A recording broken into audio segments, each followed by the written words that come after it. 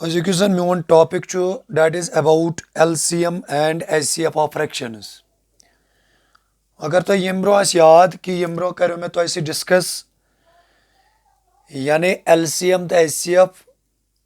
कित पोचे डिटरमाइन करान मगर युस जन अजुक टॉपिक छु मेवन कि यम साथ वन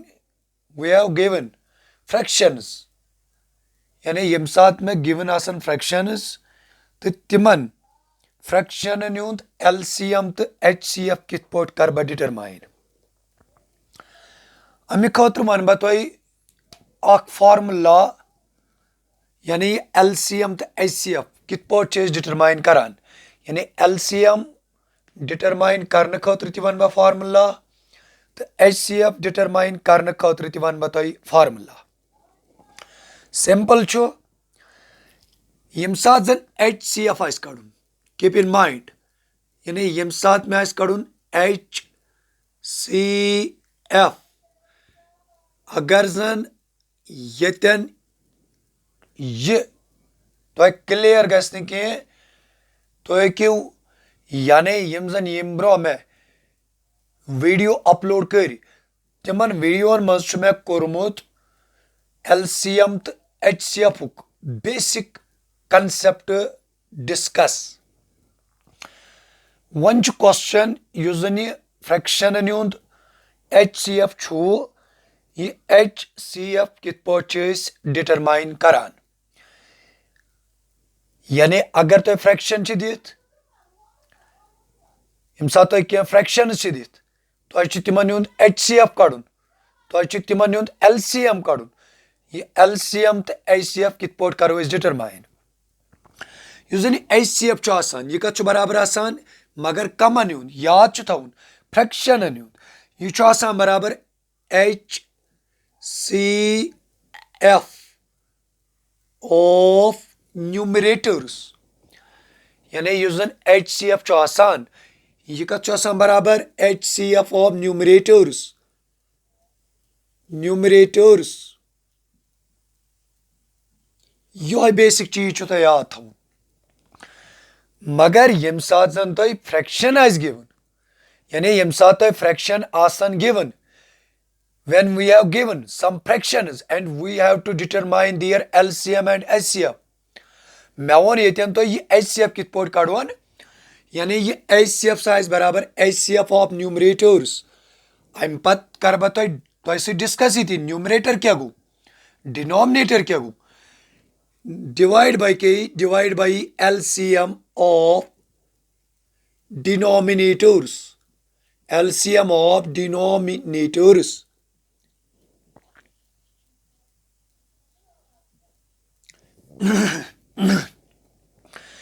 यानी यतन तो तुह कत याद यम साथ जन तुह आस करन डिटरमाइन HCF कित पोट करियो तुह डिटरमाइन मे वन तो यतन फार्मूला अख HCF छु आसान बराबर HCF of numerators upon LCM of denominators यथे पोट यम साथ जन तुह वन यमन अगर तुह गिवन कह फ्रैक्शन तुह यमन फ्रैक्शन हुंद करन डिटरमाइन LCM यह LCM कित पोट करो डिटरमाइन सिंपल ये तेन HCF कड़न मे लिख न्यूमरेटरस मज यानी न्यूमरेटर हुंद HCF बह लिख ये योर नु मे LCM of न्यूमरेटर्स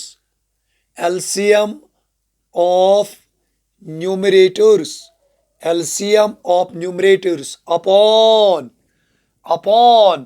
ये मे LCM न्यूमरेटर हुंद LCM हाँ डिनोमिनेटर क्या निमो HCF यानी HCF क्या HCF of denominators HCF of denominators यह बेसिक चीज उस तुह याद थवन यम फार्मूला यानी यम जन यम फार्मूला तुह सहित में डिस्कस कर यतन गोड तुह यम फार्मूला याद थवन क्या यम फार्मूला करन तुह हेल्प कि यम साथ जन तोय निश आसन के गिवन फ्रैक्शंस पता आस तोय तिमन फ्रैक्शनन हुंद डिटरमाइन करुन क्या एलसीएम बे क्या आस कड़ुन एचसीएफ मगर मसले छु यो जन फ्रैक्शन फ्रैक्शन माने क्या गो यानी यो जन फ्रैक्शन माने क्या गो चूंकि यह आस लवर क्लासन मज त बूजमुत मगर थोड़ा वन मैं तुम फ्रैक्शन माने क्या गो यानी इन the form of P by Q या यम साथ बह डेफिनिशन वन फ्रैक्शन माने गो पार्ट ऑफ होल यानी अगर तो एप्पल अख नीवन एप्पल अख यम साथ तो ये एप्पल नीवन हाँ अगर तो ये 4 इक्वल पार्ट्स करो प्रत कुन पार्टस वनो यानी यह जन पार्ट बने होलुक यानी मे वो फ्रैक्शन सो गो पार्ट ऑफ होल एप्पल नीवन अत करो कट यह कर अत करो 4 पार्ट्स 4 इक्वल पार्ट्स गो each part is called fraction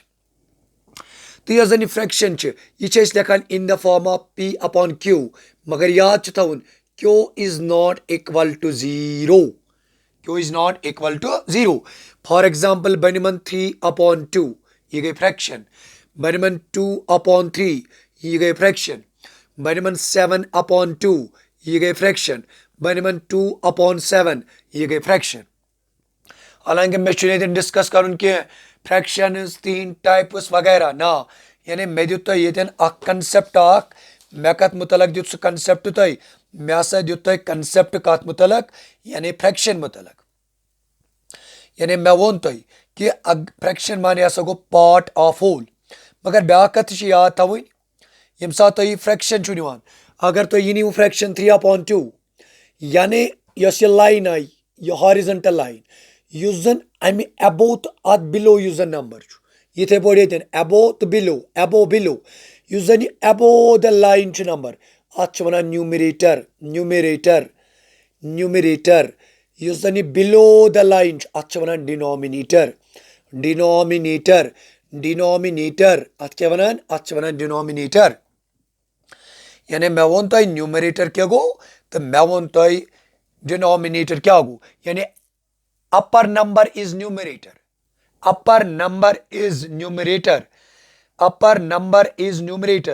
यानी युस जन ये अबो द लाइन युस जन नंबर आसान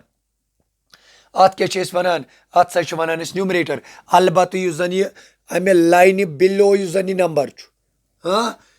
दैट इज कॉल्ड डिनोमिनेटर इथे पे अगर तुम यन वो 2 is numerator 3 is denominator 7 is numerator 2 is denominator 2 is numerator 7 is denominator यानी ये दुत मे तुम सिर्फ अ बेसिक कंसेप्ट न्यूमरेटर क्या गो डिनोमिनेटर क्या गो क्या यह कत गया तो याद आसिन अम पत युस जन तुम ब्या चीज याद थवन सह क्या थवन तो याद या इत पे निम बह 1 अपॉन 2 या ये हाफ त पढ़ान यह गई फ्रैक्शन न्यूमरेटर मगर याद थवन इस डिनोमिनेटर यह डिनोमिनेटर नसा गसन बराबर 0 के कीप इन माइंड यानी यह पॉइंट तुम याद थवन कि इस जन न्यूमरेटर नसा गसन यानी इस जन डिनोमिनेटर नसा गसन बराबर 0 के अम पत जन बेसिक कंसेप्ट तुम पढ़ुन सह क्या पढ़ुन यानी यम सात जन तुह निश given fraction not a fraction यानी तुह निश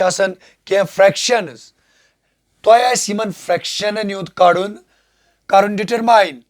एलसीएम बे क्या कड़न डिटरमाइन बे डिटरमाइन करुन तुह तिमन हुंद एलसीएम तो बे एचसीएफ जन बह अमि ब्रो यानी यम जन मे यम ब्रो वीडियो अपलोड कर तिमन मज कोर मे तुह सह डिस्कस कि यम सात जन निवान positive integers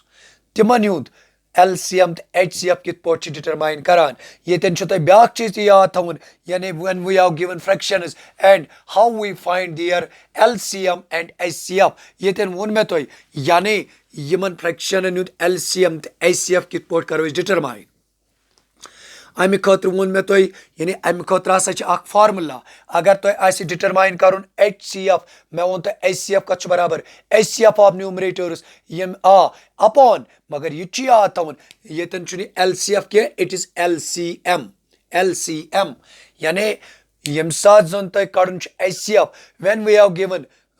fractions and we have to find their LCM, HCF. The HCF का था इस बराबर HCF of numerators. यथे पॉट upon कम सिद्ध करूँ LCM of denominators. यथे पॉट LCM आज करूँ यानी ये क्या नाउ तीनों ये तीन मगर कमन numerator न्यून upon कम सिद्ध करूँ यानी divide by HCF of denominators.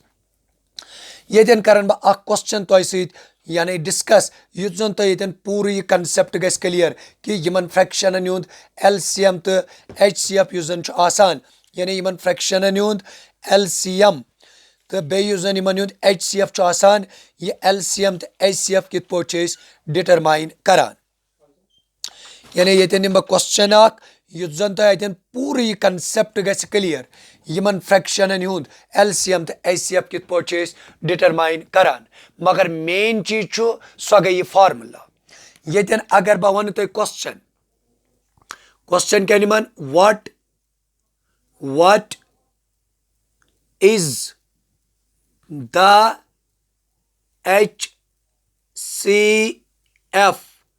what is the HCF and LCM of what is the HCF and LCM of 4 upon 5 comma 5 upon 6 and 7 upon 15 बस ये तो कंसेप्ट कर क्लियर अगर तो हालांकि पता कुन सात दित त्रेयो खोत अलाव ति फ्रैक्शन मगर यम सात में यम त्रे फ्रैक्शन नी यम सात इहंद खतर यानी यमन कित पोट करो डिटरमाइन LCM यमन कित पोट करो डिटरमाइन HCF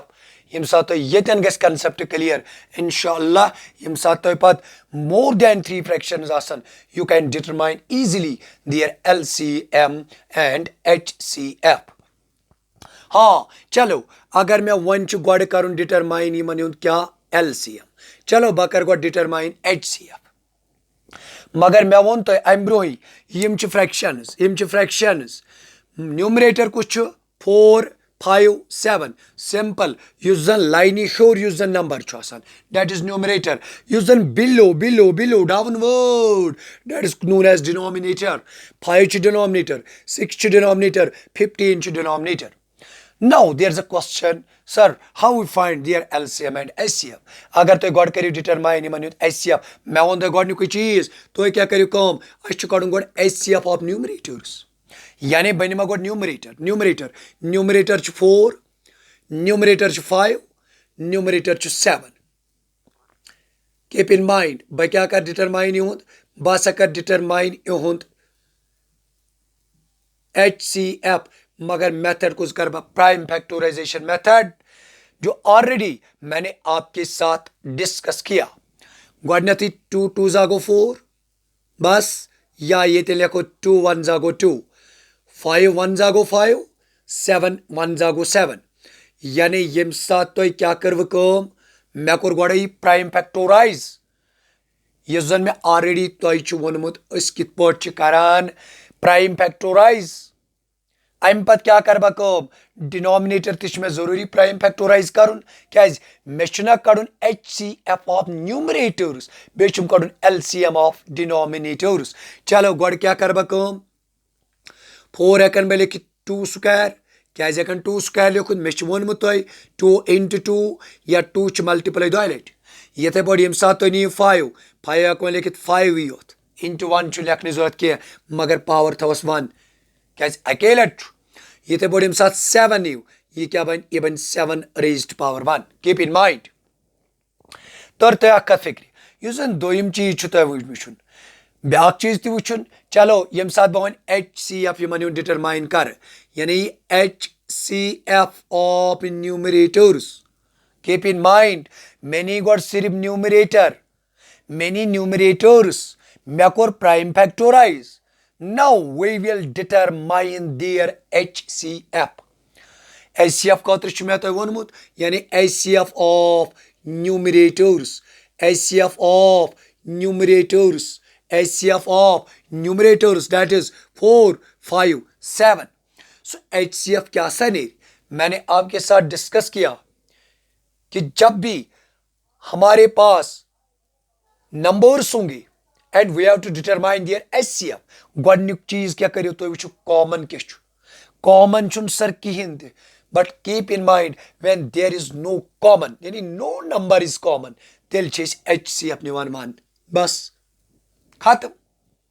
यानी कॉमन चुन कहें ते ये कॉमन ही कहें क्या यह हेको ना इंटू वन लिखित इंटू वन यानी यह हेकन बह इंटू वन तह लिखित यह हेकन बह इंटू वन तह लिखित यह हेकन बह इंटू वन तह लिखित अगर इन लिखियो तो दप कॉमन के ये कहें तह कॉमन तेल कॉमन निवान मान यानी यन गो तो बेसिक कंसेप्ट क्लियर है यमन हुंद एचसीएफ क्या आव सह आव वन अम पत क्या कर one go question go one complete कह कीप इन माइंड यानी यह क्वेश्चन गो वन कंप्लीट कह अम पत क्या कर बह एलसीएम ऑफ डिनोमिनेटर्स बह क्या कर बह कर बे फैक्टोराइज यानी अम पत निमक बह डिनोमिनेटर कुछ 5 6 15 कीप इन माइंड गए 5 1 जा 5 यानी अतन क्या 5 1 जा 5 ब्या 6 2 3 जा 6 3 1 जा 3 अम पत 15 3 5 जा 15 5 1 जा 5 कोर में प्राइम फैक्टोराइज अम पत क्या कर बह अम पत लिखन बह as a product of primes यानी 5 रेज पावर 1 इंटू 1 तह हेको लिखित ये पे क्या निमन बह 6 2 अक लट 2 raise power 1 into 3 raise power 1 ये पे 15 के 3 रेज पावर 1 इंटू के into 5 raise power 1 keep in mind अम ब्रो के नीम गोड मैंने गोड न्यूमरेटर्स वन के नीम denominators how what we have to find their HCF what we have to find their HCF keep in mind what we have to find their HCF मगर HCF of fractions का बराबर HCF of numerators मैं code गोड numerator new HCF that is equal to 1 क्या कर मैं मगर upon LCM of denominators LCM क्या सनेर मे वोनमुत तुह युस जन LCM आसान यानी मतलब युस जन LCM आसान ये LCM of numerators keep in mind यानी LCM ऑफ 5 6 बे कमुक 15 ये LCM के सपोर्ट डिटरमाइन करान मैंने आपके साथ डिस्कस किया यानी यम ते अत मज प्राइम फैक्टर तिम लिखोक सारी अत मज प्राइम फैक्टर 5 अत मज प्राइम फैक्टर 2 अत मज प्राइम फैक्टर 3 5 ते 2 ते 5 ते आव 3 ते आव 2 ते आव मगर विद हाइएस्ट पावर चूंकि पावर प्रत कुन 1 यम साथ मल्टीप्लाई करो ये बन 30 यानी युस जन LCM ये LCM ऑफ डिनोमिनेटर्स का द्रा बराबर या सद्राव बराबर 30 मैं क्या कर कम बकर बे रिपीट गोड कर मैं वन ते फार्मूला यानी मैंने आपको बताया कि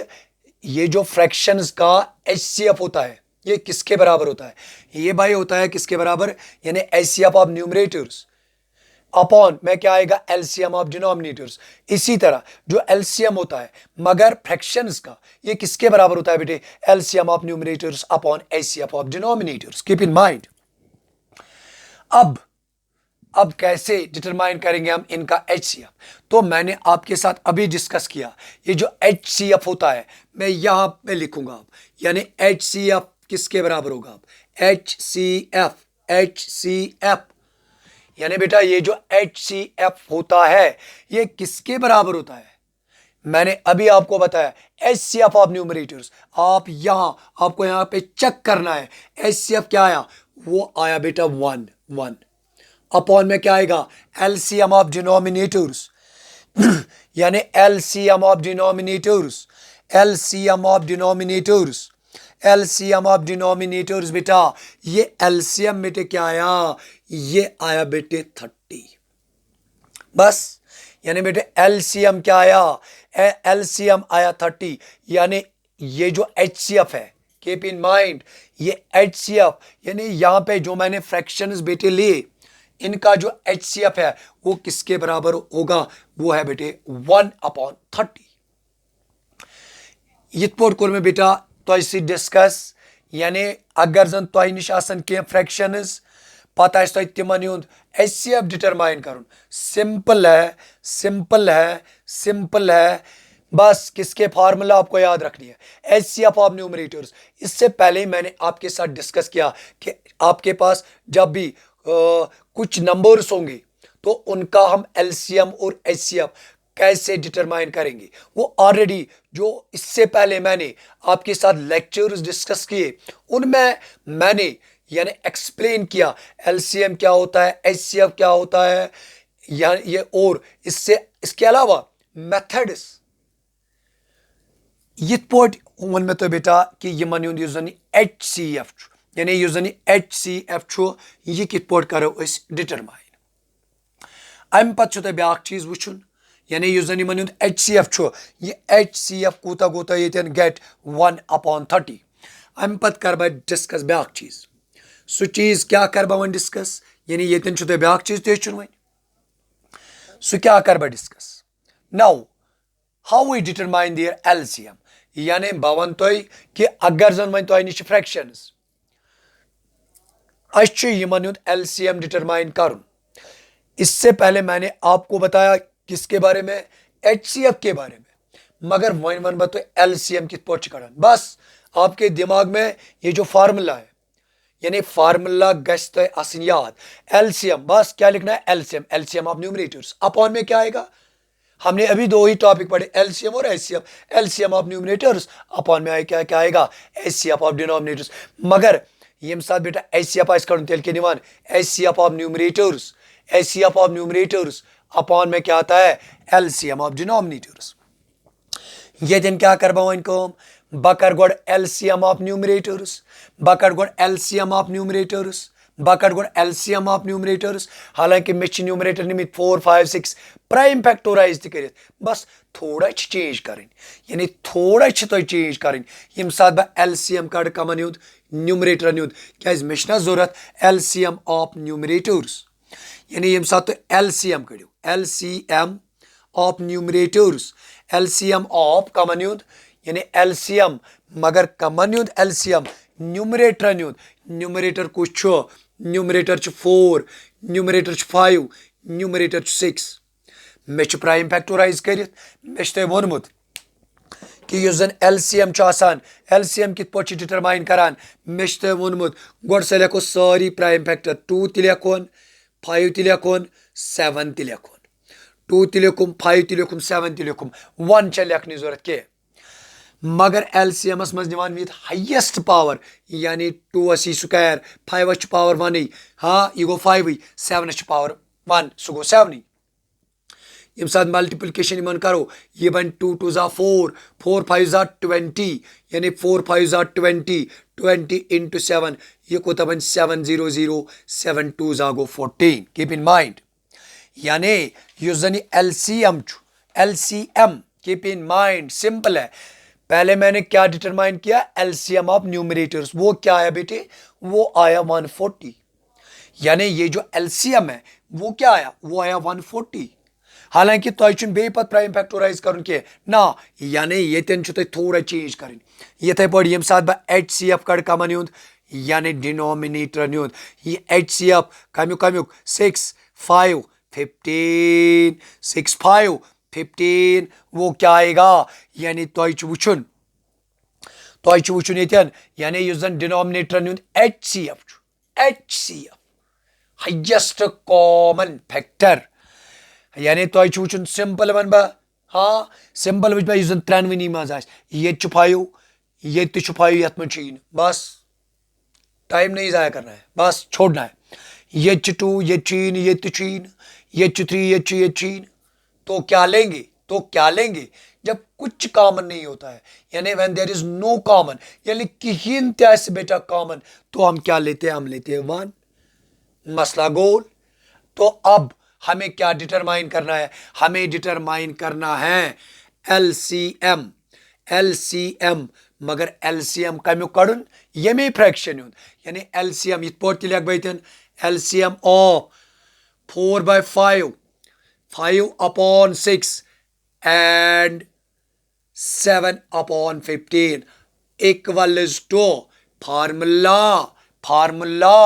फार्मूला क्या है एलसीएम ऑफ न्यूमरेटर्स, वो क्या आया, वो आया 140। डिवाइड बाय क्या है एचसीएफ ऑफ डिनोमिनेटर्स, वो एचसीएफ जरा चेक करो वो क्या आया, वो आया 1, वो आया 1। येल ते डिनोमिनेटर्स मज आइस 1, ये ते गस याद थाउन, येल ते डिनोमिनेटर्स मज आइस 1, येल ते डिनोमिनेटर्स मज आइस 1, येल ते डिनोमिनेटर्स आइस 1, तेल गस लेखुन न्यूमरेटर योत, यानी एलसीएम कोताव ये फ्रैक्शन योत। यह अकोई फ्रैक्शन के यम त्रे फ्रैक्शन, यानी एलसीएम क्या साव, एलसीएम आव 140, मगर एचसीएफ क्या साव, एचसीएफ क्या साव, एचसीएफ आसावत 1/30, यानी एचसीएफ क्या हो, एचसीएफ आयो 1/30, अलबत्ते यूजन एलसीएम एलसीएम कूताव सासाव 140। यित पोट गो ये क्वेश्चन यूजन यित पोट गो ये क्वेश्चन कंप्लीट। हाँ ये निमोन ब्या क्वेश्चन ताकि तुह गस पूर कंसेप्ट क्लियर यमन फ्रैक्शन कित pot Kadan LCM, Yemen fraction कित पोट कड़ान एचसीएफ, यानी तुह गस पूर ब्या पार्ट निमन बह, यानी ब्या पार्ट निमन बह यह तुह पूर गस कंसेप्ट क्लियर ये यह एलसीएम ऑफ फ्रैक्शन कित पोट कड़ान, यह एचसीएफ ऑफ फ्रैक्शन कित पोट कड़ान ब्या पार्ट ती निमन बह ताकि तुह गस सहूलियत कि अगर कह पार्ट आस इंशाल्लाह मे उम्मीद कि तुम करो सह पार्ट ईजिली। चलो बन मे पार्ट द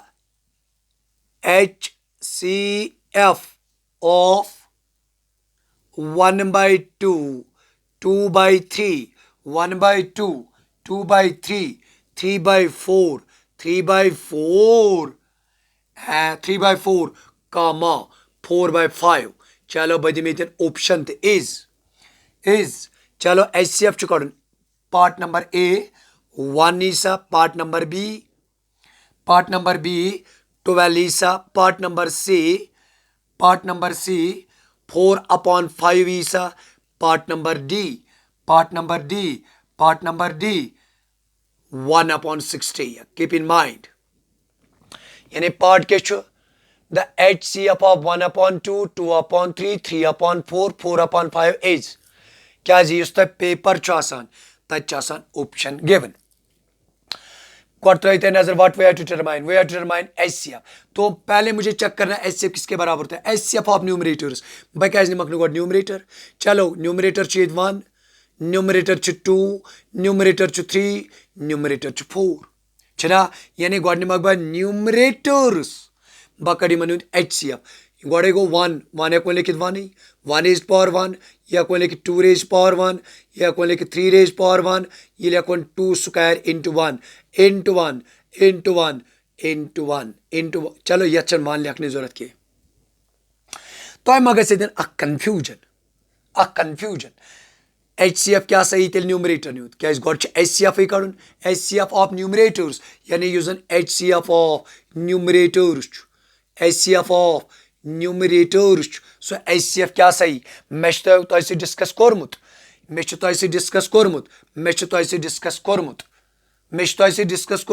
ये HCF आस कड़न गड वो कॉमन कॉमन क्या सा ये 1, हालांकि into 1 लिख मे बे क्या 1 सह पे कहीं फर्क अगर लिखो पत बास तुह अतने HCF कहें अतने कॉमन कहें, मगर मैंने आपके साथ डिस्कस अभी किया,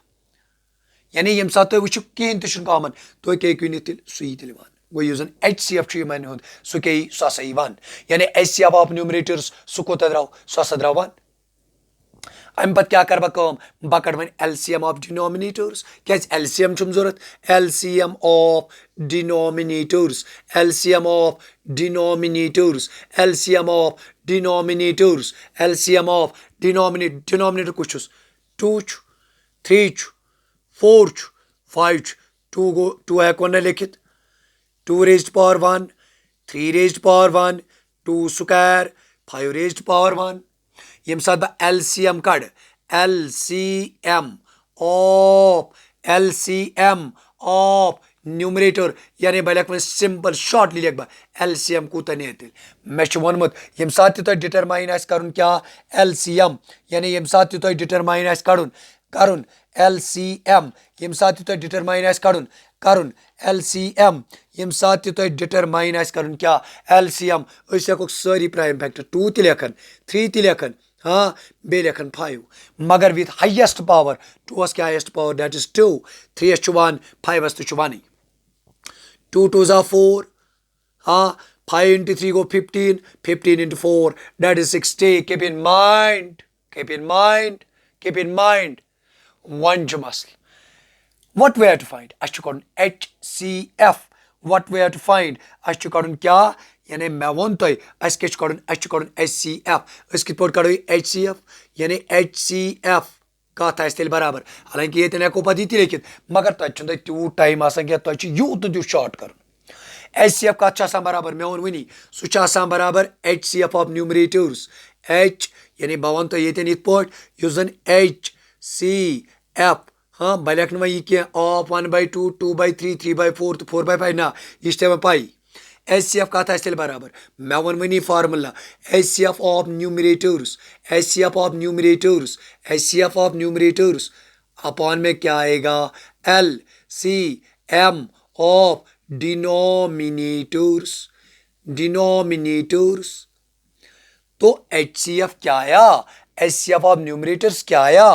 वो HCF जरा बता मुझे वो क्या आया HCF ऑफ 1 2 3 एंड 4 वो क्या आया वो आया 1 और LCM क्या आया LCM ऑफ डिनोमिनेटर्स यानी LCM ऑफ 2 3 4 और 5 का क्या आया LCM आया 60 तो जवाब क्या आएगा जवाब आएगा 1/60 यानी अमुक बेटा correct option so correct option क्या सह 1/60 ये कर मे जी पार्ट डिस्कस ये पा अगर जन ये पा LCM आसा तुम कर LCM ऑफ न्यूमरेटर्स नुन यानी न्यूमरेटर ये गोडनी चूंकि गोडनी में न्यूमरेटरी हाँ यमन क्या करो डिटरमाइन तुम यमन करो तुम डिटरमाइन गो LCM तो डिनोमिनेटर क्या करो डिटरमाइन HCF तो करो सो formula and we get the required result जन अम पतुक टॉपिक ब्या टॉपिक बचो ये तो तम पे चैप्टर इंशाल्लाह ब्या सह कर इंशाल्लाह उल अजीज अम पे ब्या चैप्टर कर स्टार्ट सह चैप्टर प्रोबेबिलिटी तुत काल अस्सलामु अलैकुम वरहमतुल्लाहि वबरकातुहू।